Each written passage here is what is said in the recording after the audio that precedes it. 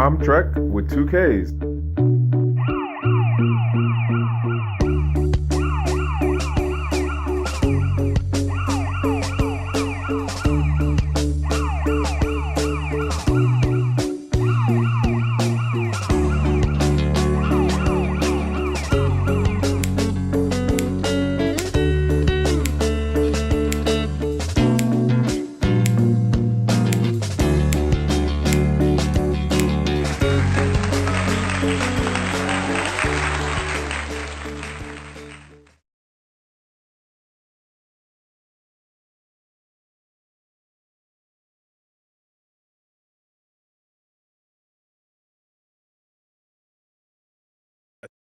Ah, all right.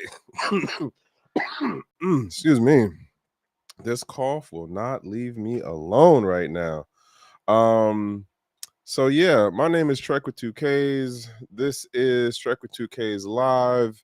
And if you don't know, the basic idea is I go through Twitter, see what things scratch my brain, and I talk about it here. And I show you the tweets. Sometime, well, actually, no, I don't even play the videos anymore. If it's stuff that has a video clip to it, I literally just go on the hey, this is what it is. If you want to go see it, you can find it too on Twitter. But nonetheless, it is another Monday. Couple of things came out that kind of scratched my brain. I swear there's something going on with how Grok is allowing you to bookmark stuff now. I don't know if I'm bugging, but I think something's going on with that. But nonetheless, it's still working for what it do right now. You know, like I've said on X number of other things. Like this is all kind of an experiment, and I'm trying to play around with the algos, and we see how it work. I've done a couple of little things here and there to see, is it making a difference? Is it not? I'm doing this whole no face thing now, making it a faceless channel, or in particular for my thing and what I'm doing. And even got the blue check, which I don't know how to call that one, if I could say that's been an improvement or not. Hold on one second.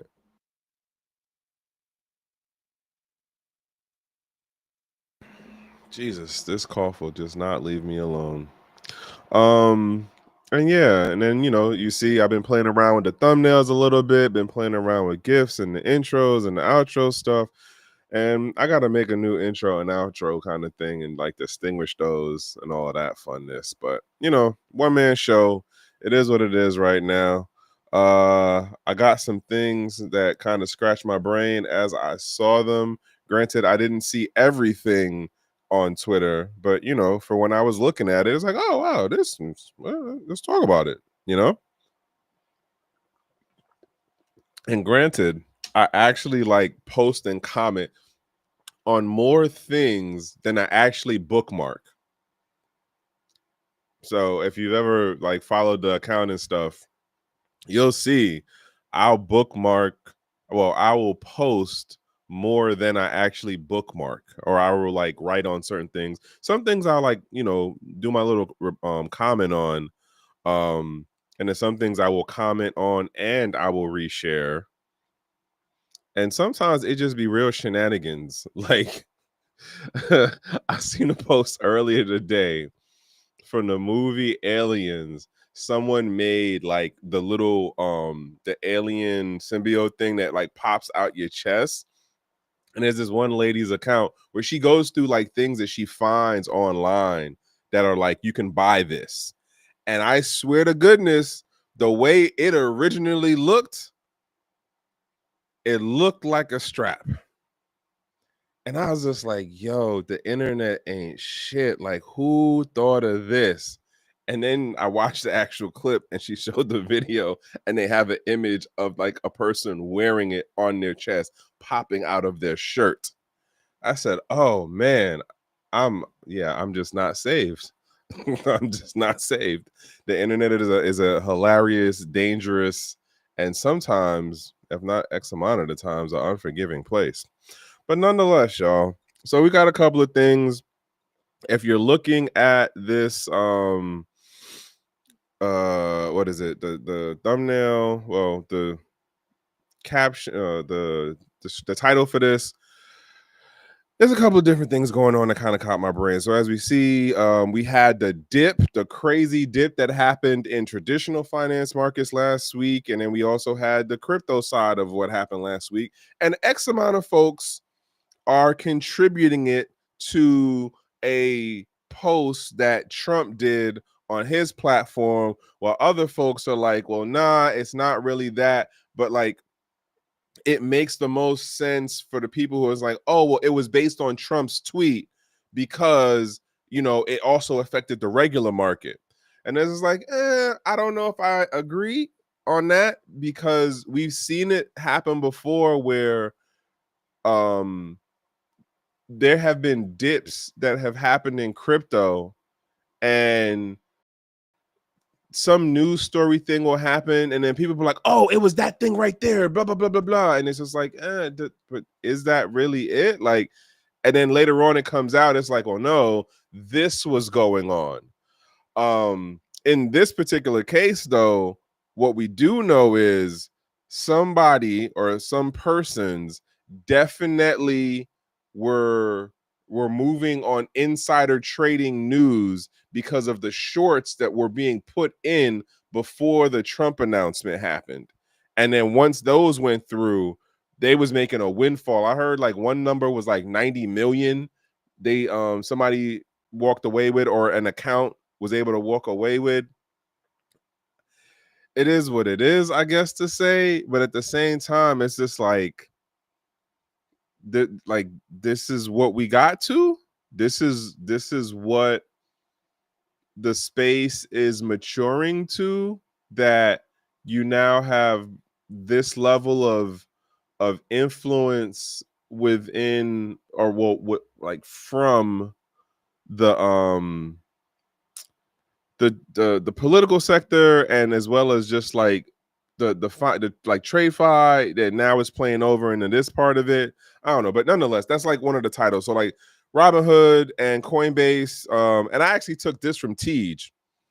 Tej made the comment first because I really didn't pay attention to any of it. All I know is I woke up on Saturday, or it was like either late Friday, and I seen some tweets saying some things about like markets and prices, but I didn't really pay attention to it.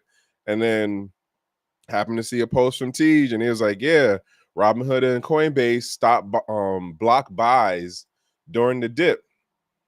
And I'm just saying, we already seen that movie, because Robinhood is known to do that. Coinbase is also known to do that. So nothing new on that. Other story that caught me too is Bitcoin Jesus, aka Roger Ver, apparently made a settlement with the SEC, or whoever he was getting caught up with, whether it be the DOJ or the SEC. But he's paying a couple million, like double-digit million, to the to the government. I'm gonna say it that way. And then I seen something else about Democrats looking to ban DeFi. And in my mind, I don't think it's just a Democrat thing. I think it's just the nature of the beast as far as the political entities go, as it relates to like, how do we enforce this thing of capital controls within the financial system, right?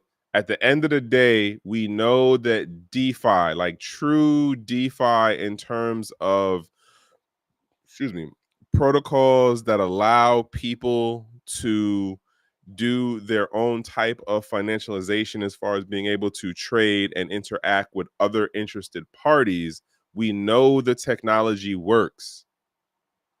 We've experienced, well, those of us who've been here for a minute and played around in some things, we've already experienced it. But here you have it, and I'll get into this post in a minute. It's looking like there's going to be a push, and I can see it. Like I can definitely see it, just because of where we started and where we are now. In my mind, it's only the logical thing that we would end up in this scenario. Other thing of note is what was the other thing? What was the other thing? The other title that I had was that a Bitcoiner wins the Nobel Peace Prize. So initially, when I saw the post, I was like, all right, cool. Give it a heart. Okay, reshare it.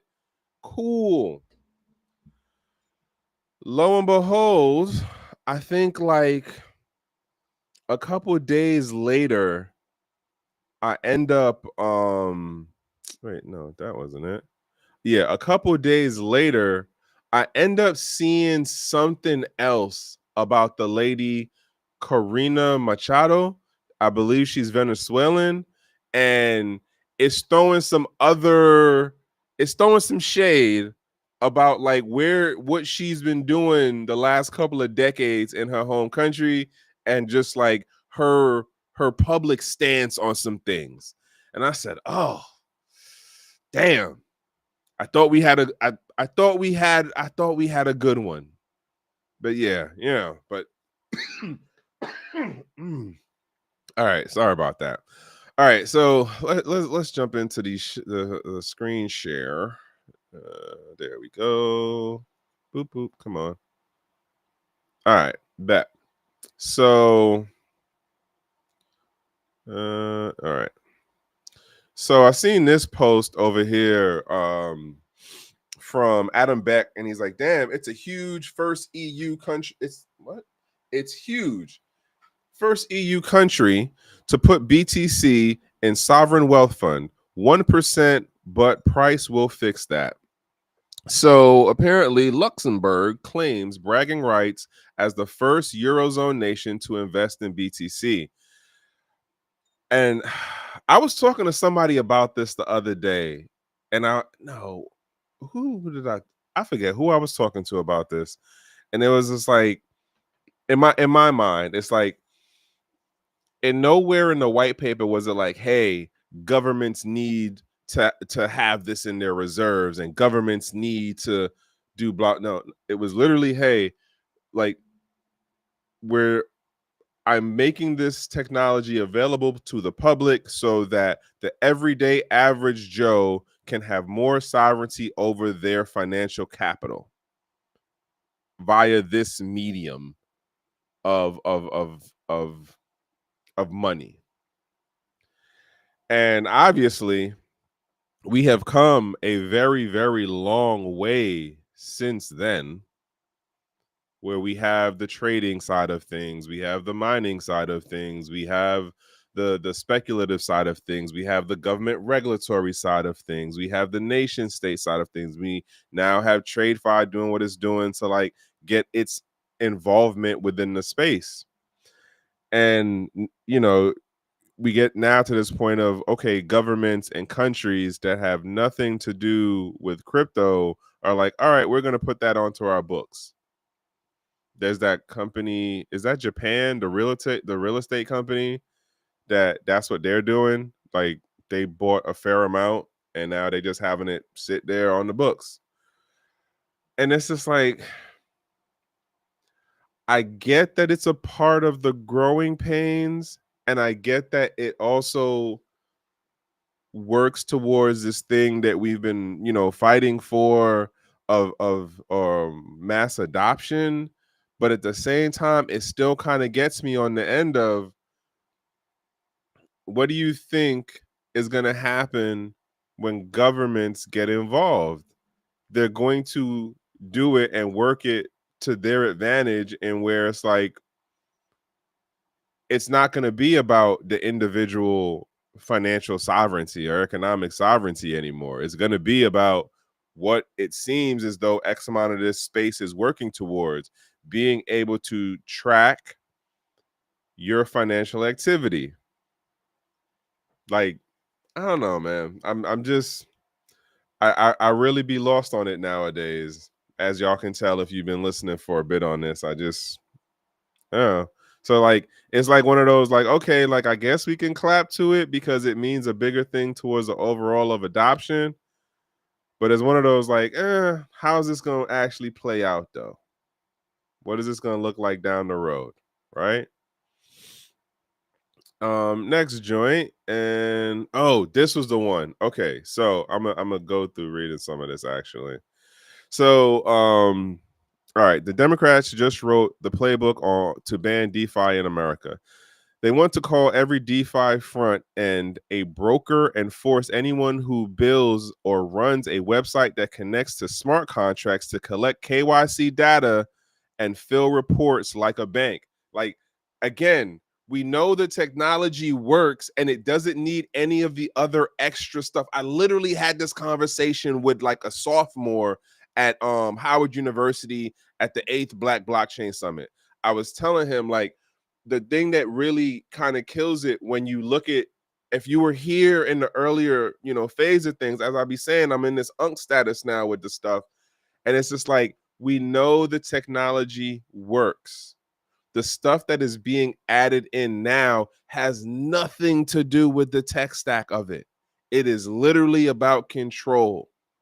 It is literally about the governing bodies and the folks who can find ways to make more limits.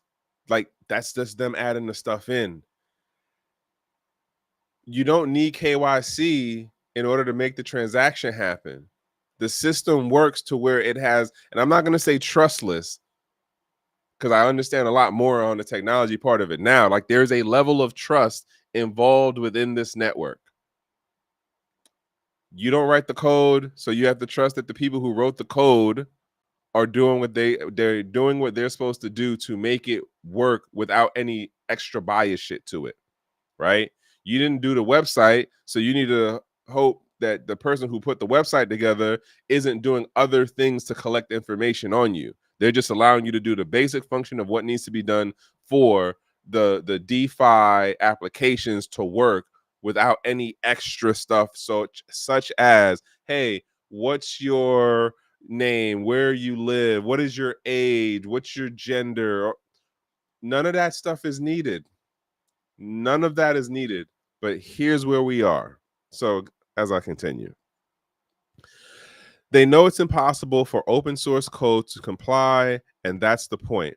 You can't regulate something you redefined it. You can't regulate something, redefined it until it dies, which is exactly what is going on in the DeFi space. And the other part of, we also then have companies that are marketing as DeFi, but they're really just centralized exchanges. 100% centralized exchanges, but their marketing is DeFi because DeFi was a wave. In my mind, I believe we will start to see that transition, and it will be through this process. But again, I don't think it's just a Democrat thing. I blame both parties on this. And then watch, you're going to see how the big name players in the space are going to turn on the DeFi, like the true DeFi side of the space. That's going to be the funky part, is watching the Krakens, the Coinbases, and then when you see it happen with the exchanges, then you get into it going through the coins and the tokens themselves, like those players. And then the other part that is going to be the creme de la creme, cherry on top. Give it like 5 years max. Like when it really sets in, like, if I don't know what the legislation bill and all of that is going to be called, but like, let's say it comes out next year, give it 3 to 5 years max. And then the industry will turn around and give you a sanitized version of that original DeFi protocol and be like, oh, it can only work on our platform, or it can only work if you do it between this network and this network, versus if you was here in the 17, 20 to 15 period, like you knew that back then the things worked. There was nothing about, oh, well, it has to be through such and such exchange. Oh, well, it has to be only on this particular network, aka blockchain. Like, oh, it can only be proof of stake blockchains, or oh, you can only nah, man. Like that's the part that is like it's frustrating. It's so frustrating. Anywho, so they know it is impossible for open source to comply, and that's the point. When you can't regulate something, you redefine it until it dies. This isn't about consumer protection, it's about control of yield. DeFi lets users earn what the banks used to take and stabilize that pay and stable coins that pay interest expose the rot inside the system. So the plan is simple. Label DeFi as unlicensed broker networks, that whole redefinition thing, force every front end to geofence the United States. That's going to be a thing. Watch liquidity leave and call it progress, which again, like if you can't exit to take your gain, what do you think is going to happen? Because X amount of the space is just trying to make gains, right? It's not about the what, how am I saying this?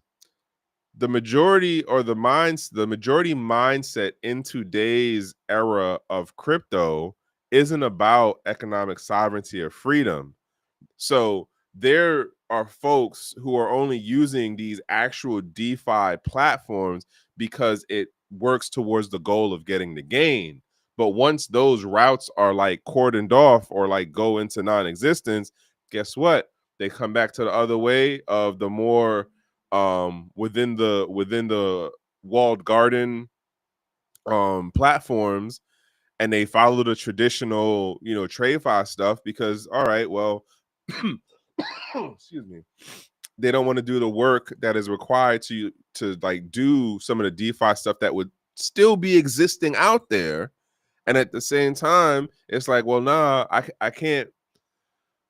It's like I'm gonna make all the gains I can make while the gate's open, but once the gate closed, okay, I'm gonna go over to that side because the bigger point is how do I get the capital, the gains out, and then be able to either invest it into other things or put it into other real world assets. That's the rub. Most of the excuse me.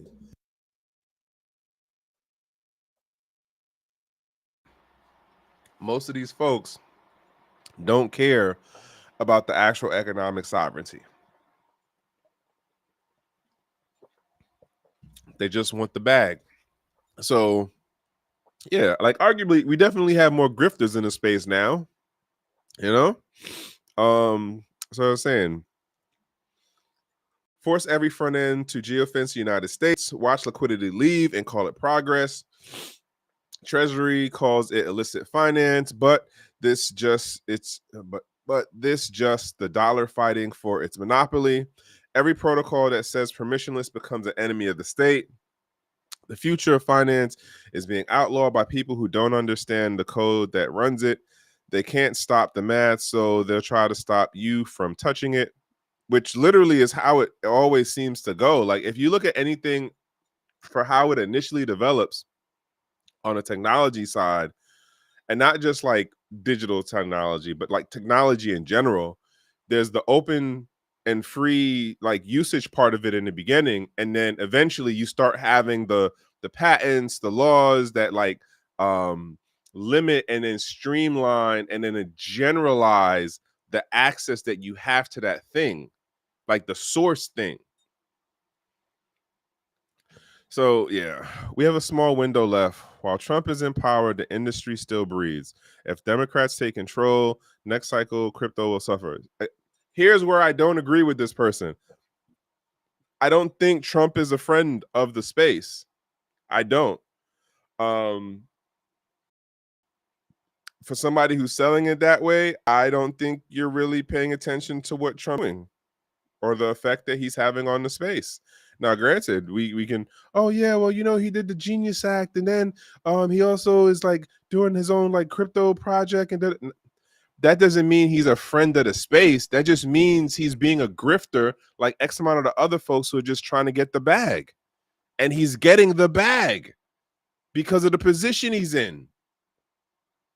But that's just me. I might be, the only one seeing it that way. I don't know what to say. If you agree with me, cool. If not, it is what it is. And so, yeah, here's this guy, Roger Ver, aka Bitcoin Jesus. It comes out last week that he's not gonna. Well, how do I say this?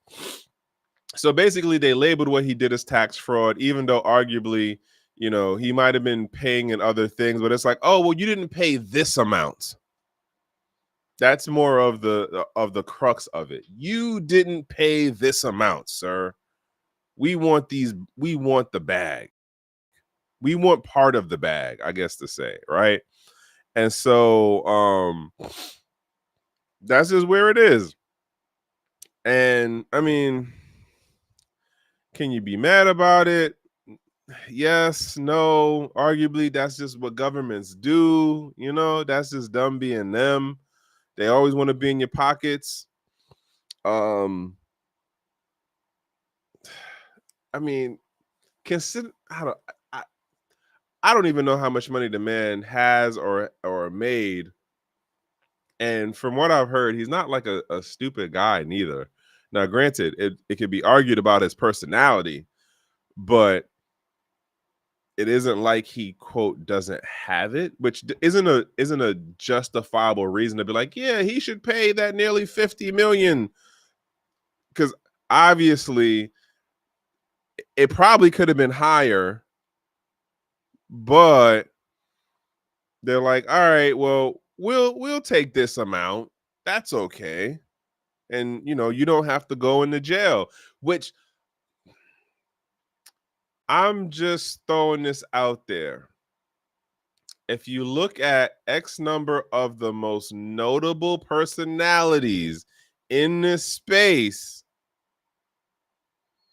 so far, it's like a 3 for 3 on folks not going to jail. No, that's a lie because Charlie went to jail. Arthur was on house arrest for like how long? And what's crazy is I don't even think Ver lives in the States. I think he's still out in Japan or something. So it's just like, how that gonna work? But I ain't looking to the thing too deep. But it is one of those things of like, all right, so you're paying the funds to hopefully not go to jail. So DOJ, that's who it was. I guess that's a good thing that you don't. Well, you stay out of jail. Which is also interesting in that, like, if you look at the last like 5 years, like, what have we really heard out of the BSV camp? Like, really nothing. You know what? Let me not say nothing because I don't pay attention to that camp enough to be like, oh, nothing. There might have been some stuff going on that they were talking about, within and amongst themselves. They'd be like, oh yeah, this is going on. I don't even know what the price looks like for that right now. I just stopped paying attention. I don't think I ever really paid attention. I just know who Roger Ver is, and I know he was definitely a major personality. And arguably, he was more of a social influence, I want to say before COVID. So he had a good run from probably like 15 to 18, 19. He had a good run where like friggin' you couldn't turn around or like throw a rock and hit a crypto ATM and not hear this man something about him. He like the interviews were going wild during was that 2017 period into 18, but like now, especially like post C19, like you ain't really see or hear nothing about him. And then all of a sudden one day it popped up like DOJ's like, yeah, Roger Ver is a fraudster and he did tax fraud and we need to get him. And it's just like, wow. And this popped up during the Biden administration. And now look at where we are. All right, just give us like net 50 million, bro, and like, go about your business. I guess. I guess. I don't know, man. It's interesting to see how this is playing out with X number of the notable personalities in the space. You know who also, now that I just thought about it, who you don't hear nothing about right now from Litecoin? Charles Lee or Charlie Lee. You don't hear nothing about him nowadays. But I seen something the other day that popped up about Litecoin. I forgot what it was. Um, I think he posted something or he said something in the interview or whatever, but I ain't really pay attention to it. But yeah, man, like it is interesting to see how this is playing out. Arguably, Charlie Lee, he dodged a whole bullet because he just, all right, bet. Like, I'm gonna just, liquidate my position. I'm gonna step away from the company. I'm not doing this, this, and this. And then he just back in the corner. Because if you look at all of the head people of any of the like major tokens or projects, like they've all had a little bit of dragging from the administration. And when was the last time you heard anything about Litecoin? And I'm not talking about like as far as the token, like the coin and price and all that, but I mean in regards to like Charlie Lee saying anything on what's going on with the space or the regulatory part of it or how he sees the technology developing. I don't know. I haven't seen anything, but then again, I wasn't necessarily looking.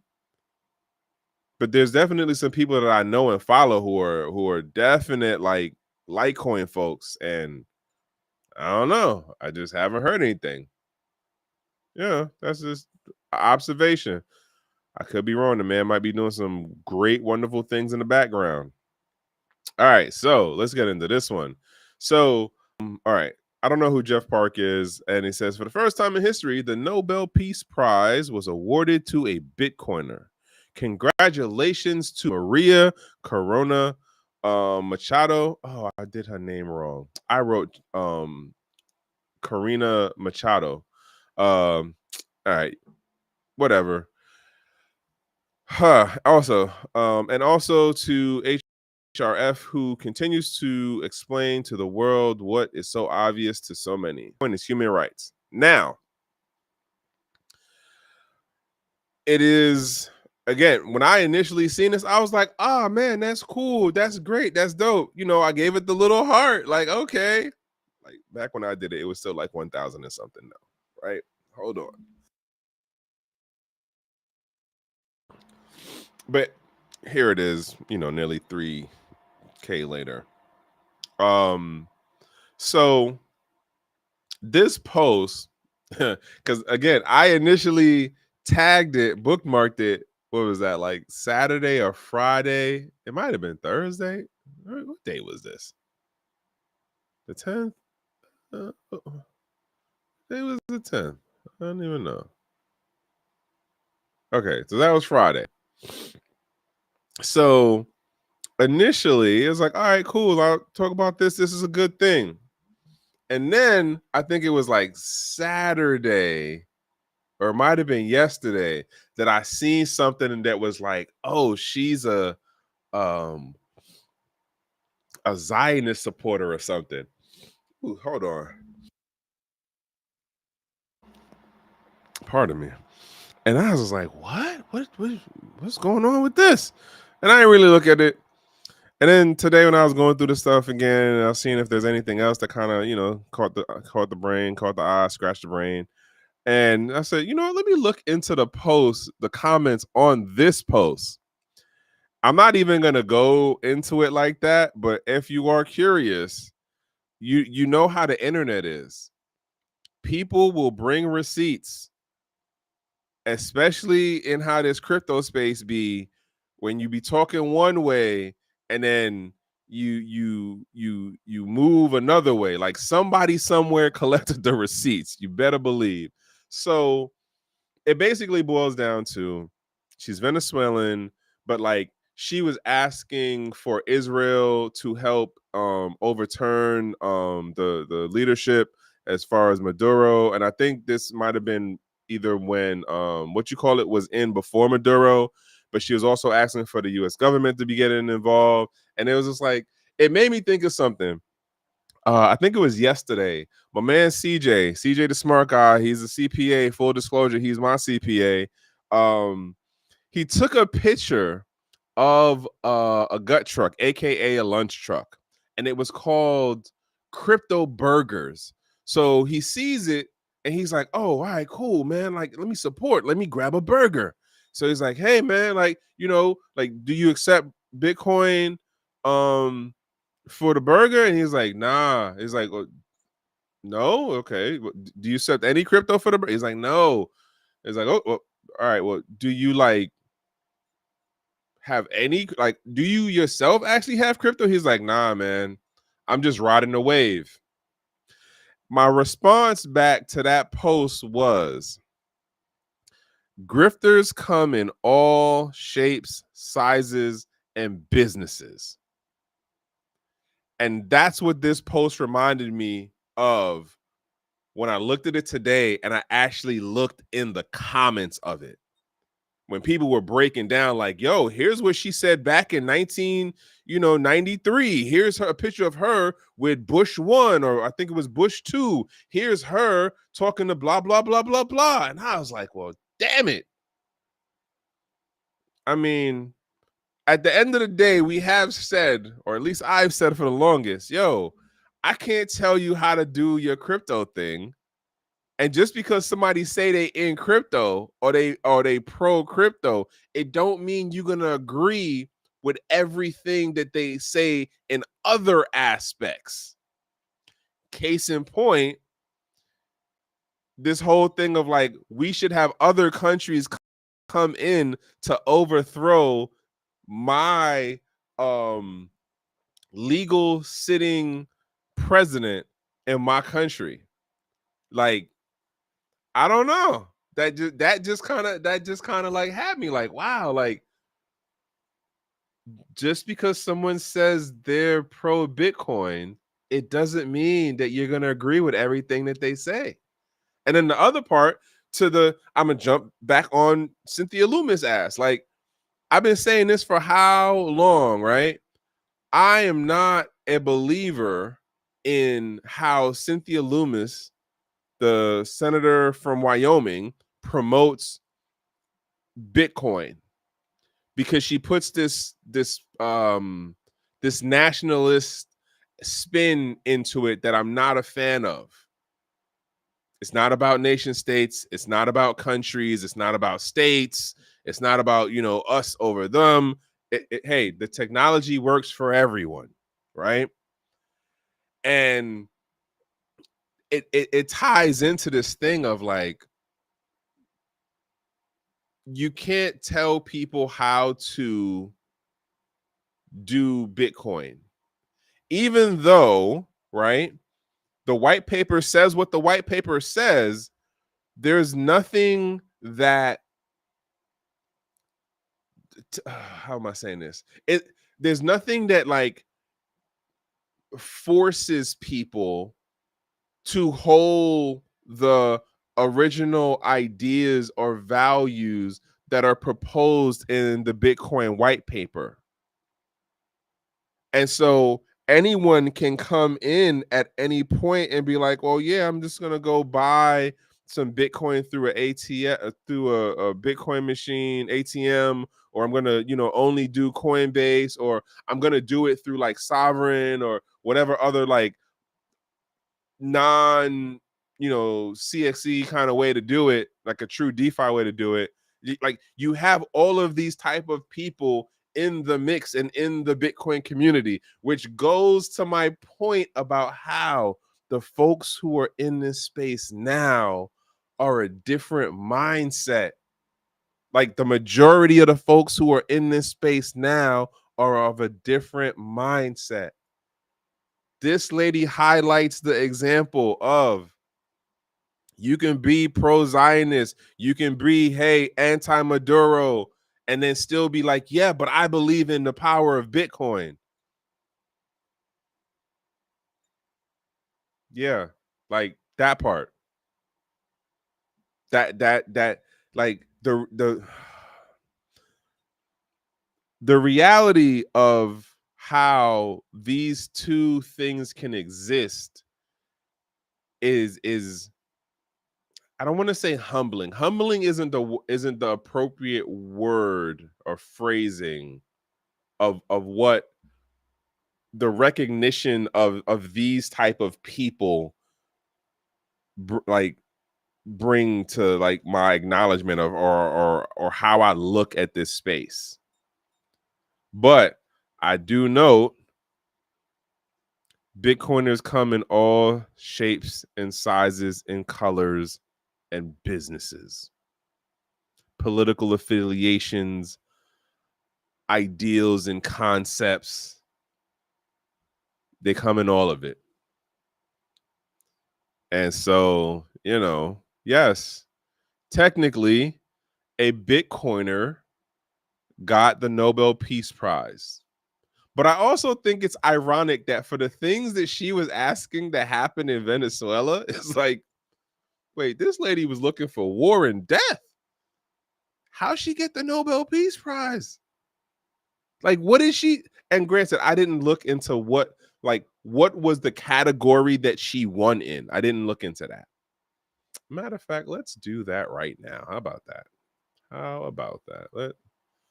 Let's look at why did what is it?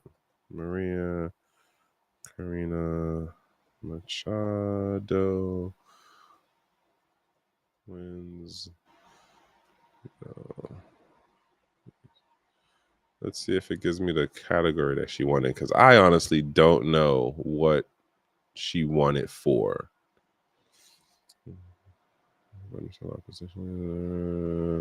Tarlis promoting Democrat. Oh, so apparently it says that she promoted democratic rights. That's the short of it. That's wild. Okay, so all right, quick Brave search, and it says that she has basically tirelessly worked to promote democratic rights and has struggled to achieve a peaceful transition for democracy in Venezuela, which is ironic because I feel like, wait, didn't Maduro get voted in by the public? And then if you wanted a peaceful transition, why would you ask other countries to come in and invade your country? Like that, as far as I know, invasions are never peaceful, as far as I know. But then again, I could be wrong. I don't know. But the irony of it, also to note, you got to remember, Obama got the Nobel Peace Prize when at the time I think he was like he was the president that used the most drone strikes to kill people. Which is just like, huh. And then the other thing that everyone just washes over, that he used drone strikes to unalive 2 US citizens. I don't care about what they were doing in the region and all the other things that people want to put into they were a part of blah blah blah group, and they did. At the end of the day, they were US citizens and they were unalived under that man's word of administration to say, get them. They don't matter anymore as citizens. There was no due process. There was no, hey, come to court and argue your position. It was send it. I'm just saying, we look at what is going on now and we think it's like, yo, this is wild. Like, how is this happening right now under this administration? But like, if you were really paying attention, there's been a number of things that have happened under each administration, whether red or blue. They've been doing some wild stuff for decades now. But it's easier to hate the orange man. Nonetheless, A Bitcoiner apparently won the Nobel Peace Prize. Oh, and this was the point that I was saying in regards to the original part earlier of Robinhood and Chase. They were blocking the buys on their platform, which we already know what Robinhood do, and we already know what Coinbase does. This is not new behavior. This is what they do. They're not gonna let the player beat the house, and folks are still gonna stay on the platform. No one's gonna complain. Again, arguably, that's not free market. That's not open market. If it was free open market, like you would let the buys happen, you would let the sells happen, you would not have the matchmaking algo on the back end, you would not block certain activity. But you know, like we have this big talk about like how America is like so pro free market or pro open market, and you can't be when you have all of these controls in place to limit and tether's not the word I'm looking for, and throttle market movement from the Treasury to the Fed to FinCEN to the SEC to even how the DOJ moves. Like Wall Street is rife with it. It's controls put in place so that some folks can get the bag, the Cantillon effect, while the folks further down the value chain, like, nah, dog, the house is not gonna let you do that. And yet, you know, everyone's still like people talking to me about, oh yeah, you know, the new Robinhood thing and da da da. And I'm just like, but they still play against you. Like, and you pay for it. In full disclosure, I have a Robinhood account. I don't do anything with it now, but it's one of those like you pay to get bet against, and then when there's opportunity for you to like follow in free market stuff, they're not letting you do it no more. Wall Street Bet was the last time they was gonna let the public get a lick on them, and here we are now, where it's like nobody bats an eye when an exchange, and that's the other part of the downplaying the DeFi side of it to get people on the centralized exchange side of it. You can have the blocks and the stoppage of transactions as far as the buys and sells, and like the average Joe person just getting dumped on or not being able to take advantage of an opportunity in the market because it's not about free market. No, we're not gonna throw that video wild. But like I said, I'll be over here commenting and liking and sometimes resharing more than I actually bookmark. So I seen this and I don't know what the context of it was as far as like what was the question that was asked to him, or like what were they talking about for him to go, oh yeah, you know, Bitcoin and gold will outlast other currency. And this is like, but aren't you pushing for stablecoin to be a currency? Or is it just gonna somehow forever stay an investment tool? I don't know. I don't. It kind of, I don't know, kind of rubbed me away. Where it's just like, huh, what? Why'd you say that? Or, but then again, I probably should and go look and figure out the bigger context of what he said this in.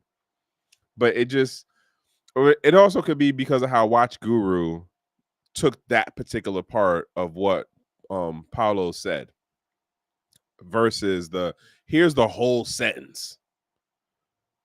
And probably if I saw the whole sentence, or at least what the question was, that comment would make way more sense to be like, oh yeah, you know, Bitcoin and gold, or like no stable coin. I don't know. They just kind of threw me off. Threw me off. Then I see Coin Bureau puts out Coinbase is teaming up with American Express to launch a crypto credit card offering Bitcoin reward. How many of y'all remember the Coinbase card back in the 2016 era? Like, was it 16 or was it 17? I know a number of people who had the Coinbase card, and man, it was a thing to behold. Mind you, what they're doing in regards to the Bitcoin reward, you can do that on Cash App right now, like the roundup. That's literally what that is. The like it would basically be the cashback offering, but in terms of you get it in crypto, which means what they're probably trying to do is get it where the American Express users will then automatically get Coinbase accounts. So it's a way to expand the user base because obviously American Express isn't going to hold the Bitcoin. The Bitcoin is going to be held on their Coinbase account. And this is like, all right, the more you spend, the more you get. I don't know. Like I understand it from a business development standpoint, but it's also one of those like, I mean, you can do it on Cash App right now. And there's probably like another card or something that you could do it on too. And arguably it would be easier to move your stuff off of Cash App than it is Coinbase, but you know, is however you want to move. They literally are just doing a cash reward thing in terms of it being Bitcoin versus just regular cash. Which again, another example of we're looking at mass adoption, and this is a part of the all right traditional or TradeFi looking to figure out how do we integrate the newer stuff. And I wonder how long will this last. Like, bet it up. All right, a 2-year run, so a 24-month run in order to say if we have this percentage of adoption of where like, because I imagine on the American Express side, you're gonna have to be like, yes, I want to opt into that program, which then means, oh, well, you have to go and make the Coinbase account, or like the Coinbase account is automatic, and like, oh, just go over and put this code in, and then like boom, your stuff will automatically your profile will be set up. But more importantly, because here actually now okay, all right, here's what's going on in my brain right now. We're literally months in on hearing that folks are becoming more dependent on their credit cards for day-to-day things. And with that, reports are also coming out that more delinquencies beyond the 30-day window are showing up in credit cards. So my question is kind of like, what was the thought process in this meeting of American Express people and Coinbase's people to be like, okay, listen, we see that more people are, because it's a weird thing, and I don't know what these exact numbers are, right? If more people are becoming delinquent, okay, if you have an increasing usage in credit card because of things going on the job market side, and then things are quote more expensive, okay, and so in my mind something doesn't make sense for a long run play, because if more people are becoming delinquent in repayment and carrying over balances, right? then they're at some point they're going to spend less, which means they're not going to get the Bitcoin. So like, is this one of those like it's only being offered to certain customers? I don't Yeah, because that's the question. Like, is it being offered to certain customers who have a certain credit limit? Or is it going to everyone? Or is it only the people who like haven't had a delinquency in like six 6 months or 12 months? Like you can have been delinquent within 12 months. Because on the Coinbase side of it, and I don't know what the user base count is for American Express, but I know Coinbase is like, I think around 1 million, 2 million users at this point. I don't know what counts as the everyday user, but they will definitely argue that they have at least 2 million profiles or account holders, right? So it's just like, how does this make sense if we're going into an economic downturn to partner with a business that is based on people spending? If if the reports and the numbers are coming out, hey, folks aren't spending, they're actually, well, folks are spending but they're becoming delinquent, so eventually they're going to get cut off because they're going to miss too many payments. Or is it like, if we give, and then it doesn't even tell you what the reward amount is it 1%, is it 0.5%, you know what I'm saying, is it 0.01% of whatever your purchase was? Like, I don't know. This is a, it's a lot of more questions in my mind on how did this make sense as a business deal between these two companies. But we'll see if this goes past 26 into 27, which I honestly, I don't think the economy is going to go up until probably like after 28. But you know, we'll see what happens. Um, I think the this is not price talk or financial advice, because I'm not a CPA, a lawyer, or financial advisor. It's just one of those, like, I've been around the space long enough and I've seen partnership deals like this before, and usually they make the big announcement thing, the numbers don't do what the numbers do, and again, we're in an economic downturn.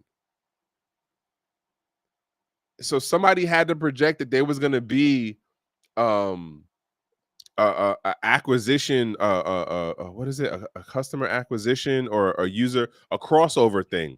I can't remember the phrase right now, but like, I can't see the, if they make like double digit numbers, and I mean double digit like above 15, of like, okay, we have consistent users,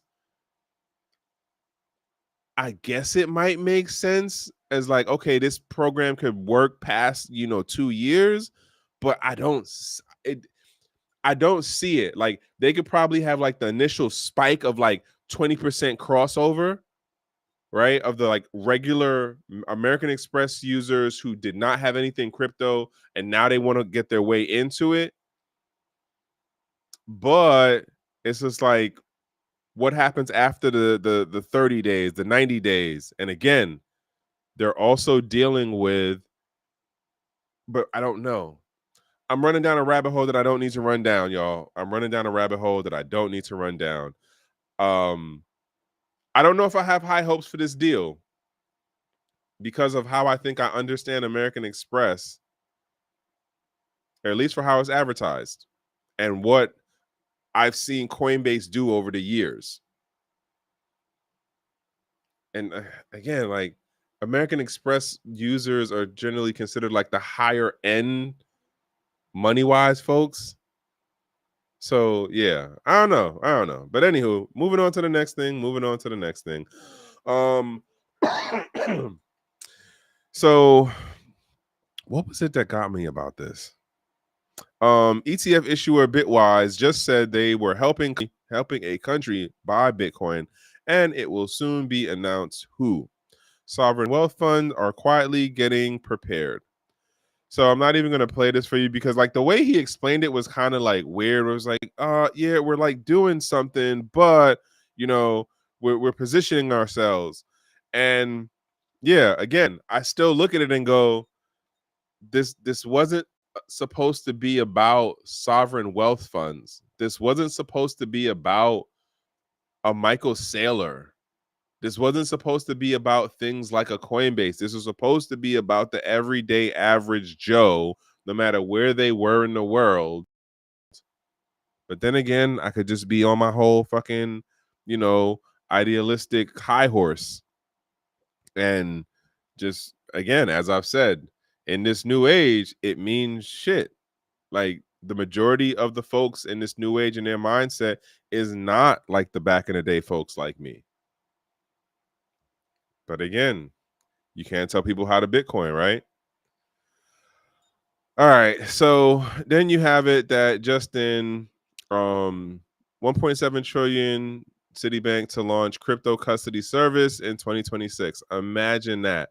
What do they say? At first they shame you, and then they ridicule you, and then eventually they join you. And so Citibank about to do that, which is crazy because this is like, okay, but I have a Coinbase account, I have a Kraken account, I have an OKX account, I have whatever other account. Yeah, but like we're a trusted name. We've been doing this for like only 4 years. You should use us over the company that's been in the space for like 8, 10 years. What? And watch. That's what's gonna happen. Folks are going to cross over. And I'm still waiting to see when one of the TradeFi folks, like the big name TradeFi folks, buys in an American exchange. I'm still waiting for that. I feel like that is going to happen. All right, last thing. According to Reuters, Kenya's parliament has passed the Virtual Asset Service Providers Bill to establish a regulatory framework for digital asset sector, aiming to attract investments and stabilize trading practices. The bill authorizes the central bank to license stablecoins and other virtual assets, while the Capital Markets Authority will oversee the licensing of crypto exchanges and trading platforms. Mind you, there are already trading platforms in Kenya. There are already trading platforms in Kenya.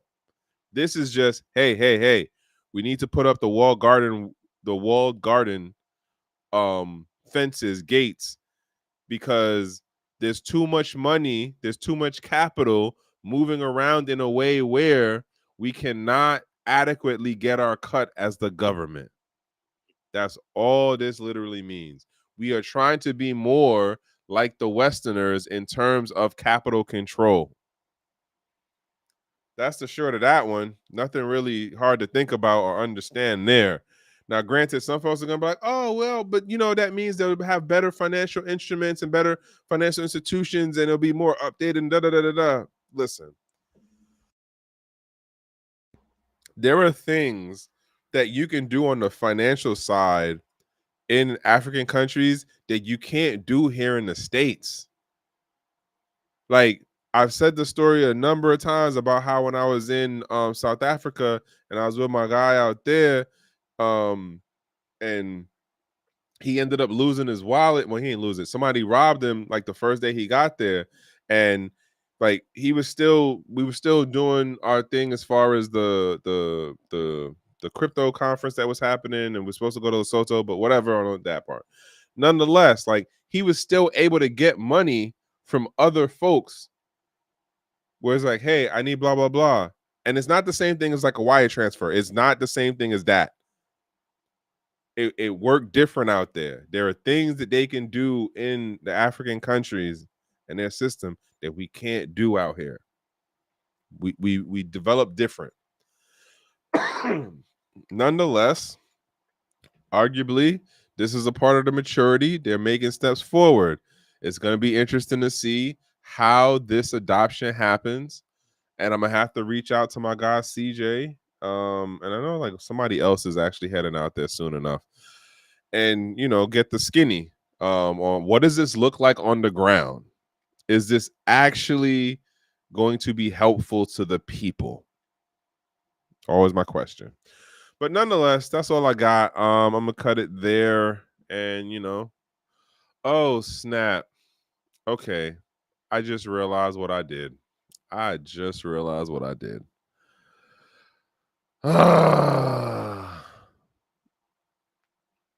I just realized what I did. My bad, y'all. I wasn't even looking at the thing like that. Let me do this real quick.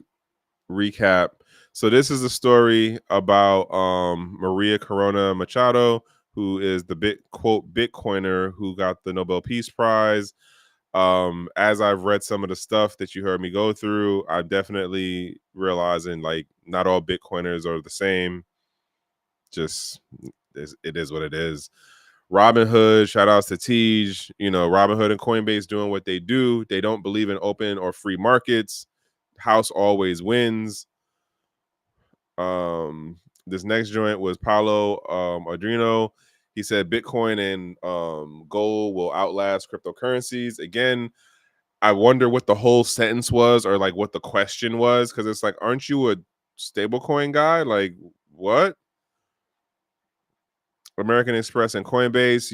You literally heard how I ran down the rabbit hole, and I didn't have an answer for what this bosom buddy situation is, because I'm kind of lost on how it's going to work, considering we're in an economic downturn and people are definitely more than 30, 60, and 90 days delinquent in using credit cards.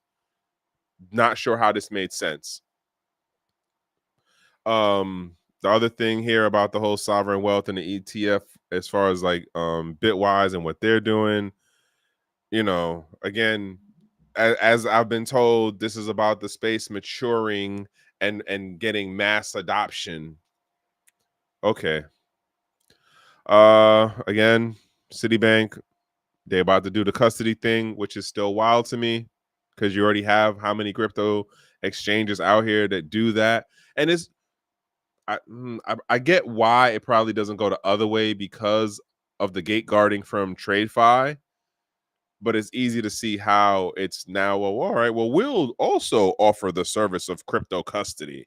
So I'm still waiting for when one of these exchanges get bought out by a traditional TradeFi company. And then this last thing here again about passing this virtual asset service provider bill thing, which arguably is more about controlling the capital within the country and like what's probably moving through the country, because believe it or not, you'd be surprised how mobile Africans are. But you wouldn't know it unless you were like there, or at least talking to people who are from those regions. But yeah, that's all I got. My bad. I really just noticed that what I did. Caught up rambling, the brain be scratching how scratching. My takeaway for today, and this is what I'm going to end up writing about on LinkedIn, is that not all Bitcoiners are the same. Yeah, not all Bitcoiners are the same. And Maria Machado is a perfect example of how your ideals can be very what is it, diametrically opposed to the early day ideals of Bitcoin. And she is just another example, a Latin American version example of a Cynthia Loomis to a degree.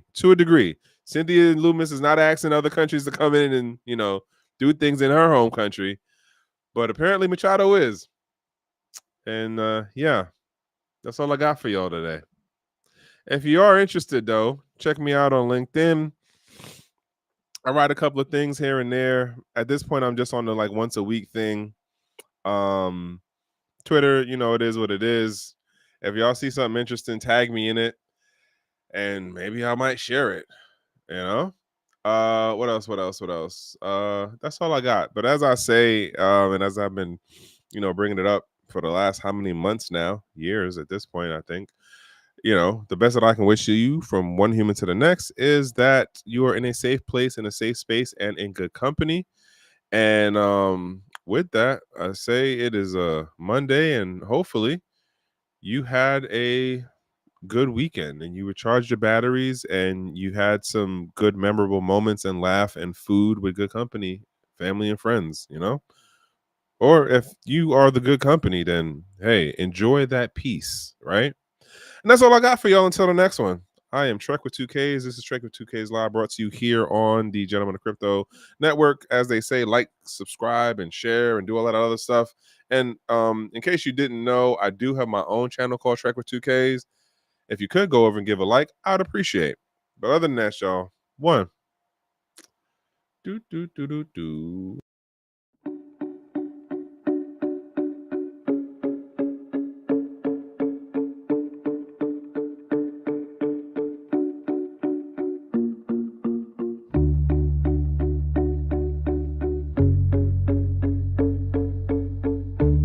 I'm Trek with 2Ks.